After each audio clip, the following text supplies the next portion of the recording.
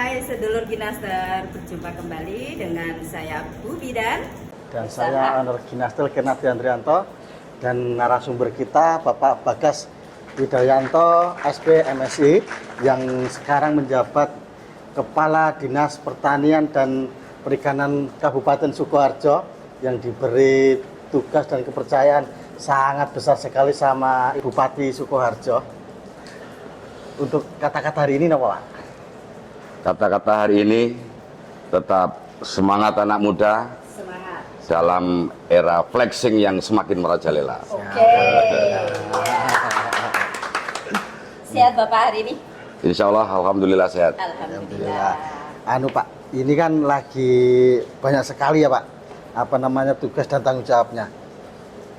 Apa rumusnya apa Pak, biar selalu bisa menjaga kesehatan itu Pak? Alhamdulillah hari ini kan sehat.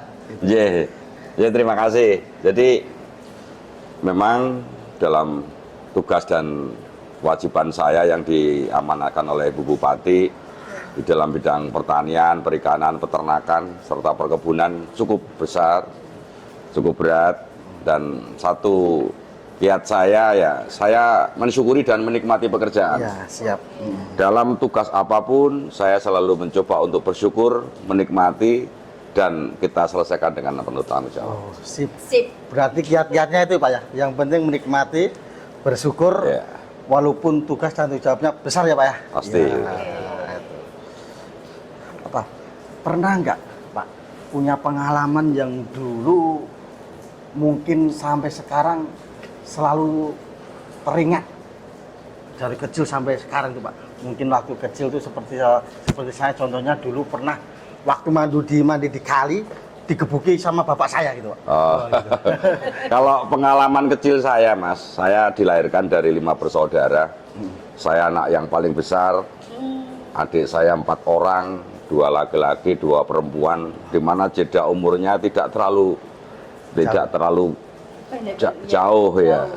Saya dengan yang nomor 2 hanya 15 bulan kurang lebih, yang kedua dan ketiga itu 2 tahun, rata-rata 2 tahun itu punya adik. Jadi kehidupan masa kecil kami cukup berat, kami rasakan karena orang tua kami kebetulan waktu itu ya sebagai pegawai negeri, seorang ibu saya guru, bapak saya guru. Jadi kehidupan pegawai negeri waktu itu kan bisa kita bayangkan, ya, tahun 67 yang lalu. Jadi kami harus hidup dengan segala keterbatasan. Kalau ingin sesuatu kita harus nabung dulu, harus berusaha menyisihkan uang. Dan waktu kecil saya pelihara kambing, ikut kakek saya pelihara kambing.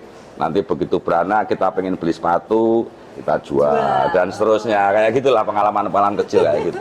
Itu malah mengasihkan ya Pak ya? Jadi itu mungkin menempa saya bahwa kehidupan itu keras. Ya. Harus. Wah, berarti nganu ya Pak. Ini Silakan. itu memang nganu Pak ya, pengalamannya itu ini tidak jauh yang sekarang diemban ya Pak ya? Iya. Karena dulu juga pernah punya kambing dan apakah Mas sekarang masih Pak? Ya karena dari dulu saya kecil pelihara kambing, pitik juga, angon bebek di sawah itu hal yang biasa karena kebetulan rumah kami di desa. Dan sekarang coba saya tanamkan etos kerja keras itu pada anak saya. Sampai sekarang saya masih pelihara kambing. Maksud saya ingin memberikan satu pembelajaran pada anak saya untuk bahwa hidup itu harus diperjuangkan, hidup itu harus direncanakan. Gitu. Hidup itu harus diperjuangkan. Ya. Oke. Berarti nganu Pak ya, untuk anak-anak yang flexing sekarang memang kadang itu mengutamakan gaya hidup ya Pak? Ya. Kadang mengutamakan gaya hidup, tidak melihat prosesnya, itu di situ. Berarti memang sampai dari kecil sampai sekarang itu walaupun sudah menjabat kepala dinas masih punya peternakan ya Pak ya? Ya, bukan berarti peternakan dalam skala yang besar, tapi paling tidak obsesi saya ingin mencoba menanamkan nilai-nilai kesederhanaan, perjuangan, usaha kerja keras kepada anak saya, sehingga harapan saya kita hidup ke depan itu harus selalu produktif. Dan sekarang saya mencoba beternak kecil-kecilan, namun dalam satu kondisi yang secara edukasi itu bisa ditunjukkan pada anak-anak, pada anak sekolah, dan sekarang sering sebagai tempat outing kelas untuk anak-anak gitu loh. Dan itu kita coba kembangkan sekaligus persiapan buat pensiun, Mas. Oh, iya. Pak, pernah nggak Pak dalam waktu dulu kecil sampai remaja, sampai di batas remaja sebelum ke kerja kayak gitu, pernahkah Bapak pernah mengalami ataupun mengecewakan istilahnya orang tua kayak gitu? Saya pernah, satu hal yang saya ingat betul, ketika waktu itu saya pengen punya sepatu baru, dan mungkin kondisi waktu itu ibu saya belum mampu untuk memberikan, dan saya sedikit memaksakan, sehingga ibu harus berusaha pinjam ke koperasi, yang itu dulu sistemnya pakai kupon, disuruh ke toko, nanti kita pilih tuker gitu. Ya, nanti ngangsurnya ke toko itu. Saya dan adik saya terkesan sangat memaksakan, gitu. Dan saya sangat merasa nyesel banget, kenapa sih saya harus begitu. Tapi ya anak-anak waktu itulah, dan sekarang masih saya ingat bahwa untuk mendapatkan sesuatu harus diperoleh dengan kerja keras, berjuang. Betul. Dari itu tadi, untuk mendapatkan sesuatu itu tidak bisa instan gitu ya Pak? Tidak bisa instan. Jadi harus perlu proses dan memang perlu perjuangan. Jadi jangan memaksakan bahwasanya nanti harus segera dapat terwujud, gitu ya Pak ya? Terwujud. Okay, Wah, berarti ini juga memang pesan-pesan ini buat anak-anak muda sekarang. Iya, karena itu tadi selalu mengutamakan flexing tadi. Kadang itu tadi mereka tidak mau melihat kondisi saat ini. Jadi, bagaimana keadaan orang tuanya dia. Kan gitu ya. Terus ini Pak, dari banyaknya tugas tanggung jawab ini untuk merefreshing pemikiran sama relaksasi itu yang dilakukan saat ini apa Pak? Karena ya tugas kami cukup berat, harus memastikan ketersediaan pangan di Kabupaten Sukoharjo. Ini suatu tugas yang cukup berat bagi saya. Namun dari awal tadi ini saya nikmati, ini saya syukuri sebagai bentuk amanah dan satu bentuk reward bagi saya. Saya nggak pernah memimpikan satu dalam posisi yang sekarang. Saya bekerja dari golongan yang paling rendah, lulusan SLTA. Saya datang ke Sukoharjo tahun 86, lulus SMA. Saya bekerja sebagai honorer 3 tahun, kemudian diangkat CPNS. Kemudian ada kesempatan saya mengikuti pendidikan, terus sekolah, dan akhirnya bisa dalam posisi yang tidak pernah saya bayangkan. Nah, untuk melakukan relaksasi supaya terkait dengan tugas saya yang cukup berat, untuk agar menjaga supaya tetap fresh, saya ya itu di kandang paling. Berarti di kandang gitu. Bisa mengingat masa-masa kecil ya. Dan bisa menumbuhkan ide-ide lagi, semangat lagi. Apalagi sekarang problem negara kita itu kan krisis pangan.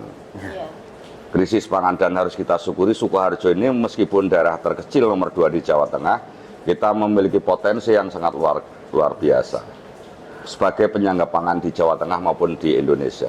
Apa faktanya? Datanya bahwa hasil sensus, hasil catatan BPS Badan Pusat Statistik, bahwa sekarang saat ini tahun 2023 ini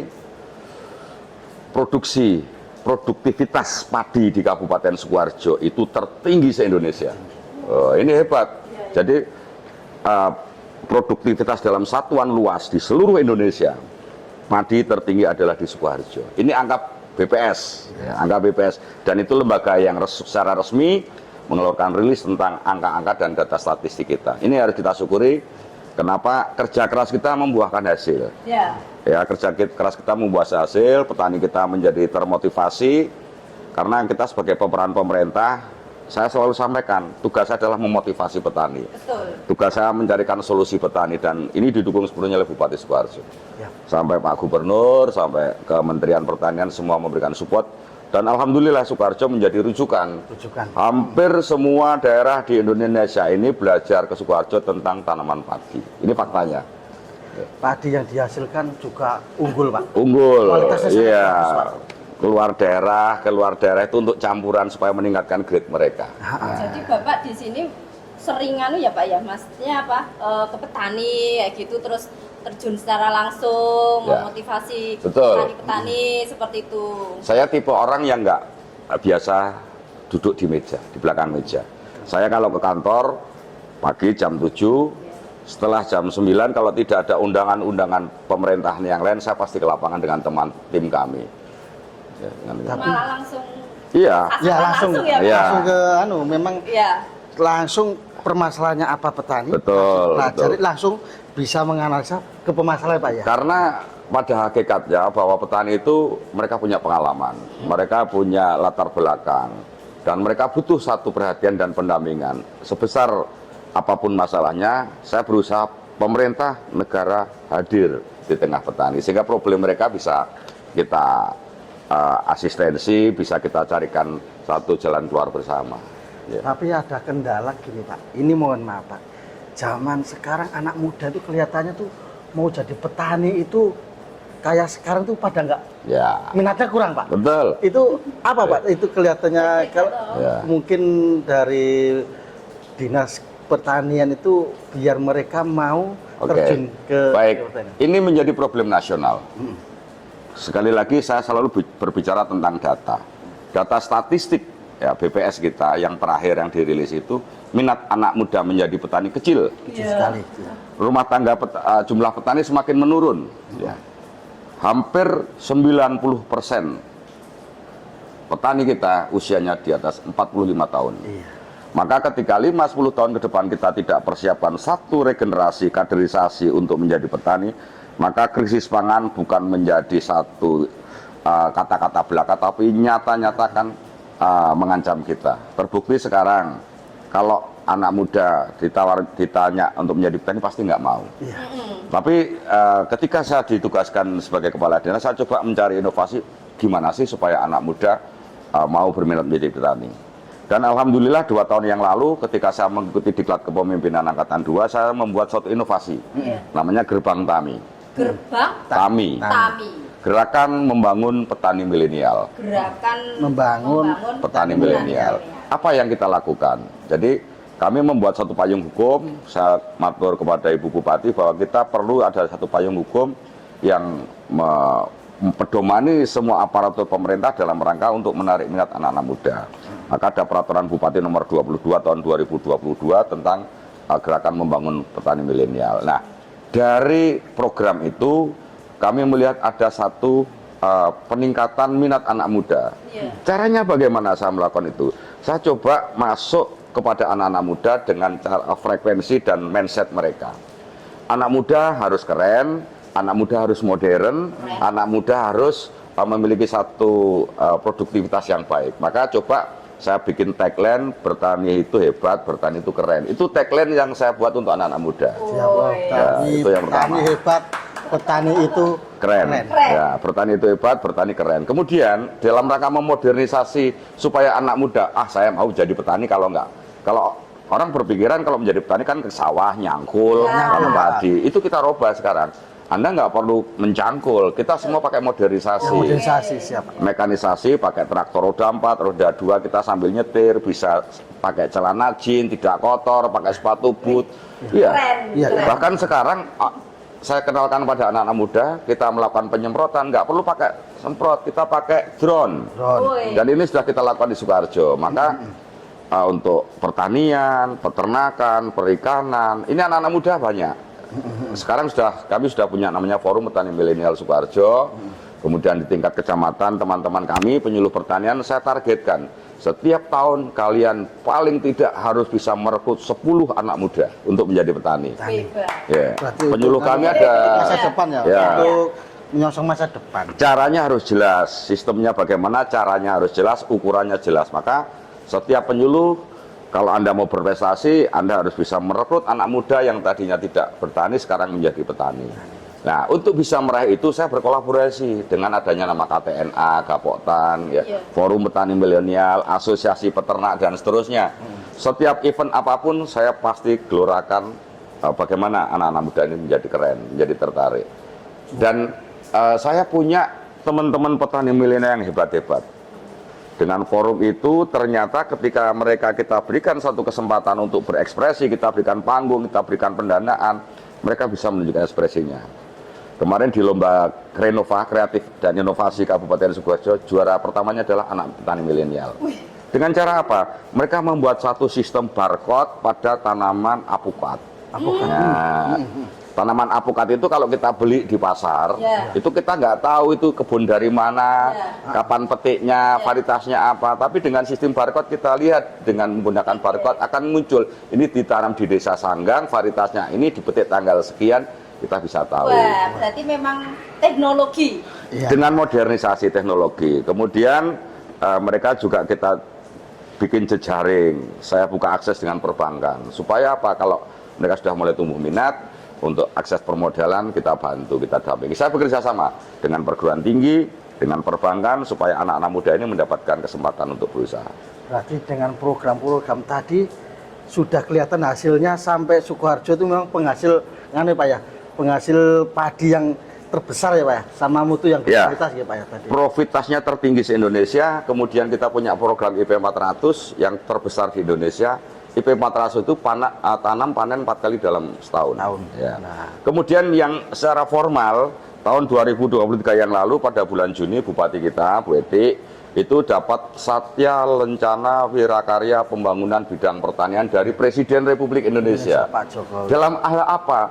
Gerakan membangun petani milenial. Ini satu prestasi dari Presiden yang secara formal diberikan kepada Bupati kita. Nah, ini sangat menarik Pak, karena itu tadi zaman sekarang anak muda tidak, minatnya memang kurang. Dengan program itu semoga anak-anak muda sekarang ada minat. Dan kadang itu tadi Pak, mereka tuh bayangannya pengennya mencari langsung instan itu loh Pak. Iya, langsung tidak melalui proses. Nah, prosesnya ternyata itu pertanian sekarang itu apa namanya, masa depannya juga cerah, tidak seperti dulu lagi. Kalau dulu memang banyak pakai alat-alat tradisional, ya Pak. Sekarang sudah modernisasi, semoga anak-anak muda sekarang minatnya tumbuh itu di situ. Dan kalau untuk pesan kesan buat anak-anak muda sekarang biar semangatnya lebih lagi Pak, untuk pesan-pesannya Pak. Oke. Jadi untuk anak-anak muda nih yang sekarang masih bingung menentukan langkah, menentukan masa depan, saya ingin mengajak pada teman-teman anak-anak muda jangan malu, jangan takut, jangan gengsi untuk menjadi petani. Karena bertani itu hebat, bertani itu keren. Petani itu adalah profesi yang akan dibutuhkan sepanjang manusia hidup. Sangat mulia Pak ya. Ya, sangat mulia. Ini pahlawan-pahlawan sesungguhnya. Maka saya ngajak teman-teman anak-anak muda, yuk jangan malu untuk menjadi petani. Kemudian kalau Anda ingin bergabung bersama kita, kami punya Forum Petani Milenial Sukoharjo. Anda bisa lihat Instagram dari dinas kami, Instagram saya. Nanti kita bisa diskusi lah. Anda minatnya di bidang apa? Peternakan, perikanan, tanaman pangan, mekanisasi pertanian, pemasaran pertanian. Kami punya wadah-wadah yang bisa menjadi penyalur minat bakat anak teman-teman, dan saya yakinkan bertani itu menjanjikan, bertani itu keren. Ya, sekelasnya Pak Kepala Dinas Pertanian dan Perikanan selalu terbuka buat generasi-generasi yang akan datang, buat mau sharing-sharing, buat menata masa depan pertanian, hebat, selalu terbuka.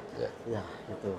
Terima kasih sekali atas pesan-kesan buat anak muda sekarang Pak. Semoga anak-anak muda untuk menyosong masa depannya juga semakin minat, semangat untuk menekuni pertanian dan perikanan dan peternakan. Sekali atas waktunya Bapak Bagas di acara Bu Bidan Bertanya. Nanti semoga Bapak sehat selalu. Amin, amin, amin. Sukses selalu. Amin, amin. Amin. Dan semoga terwujud apa yang diharapkan dari mimpi-mimpi kita. Amin. Mewujudkan mimpi atau melanjutkan mimpi Anda.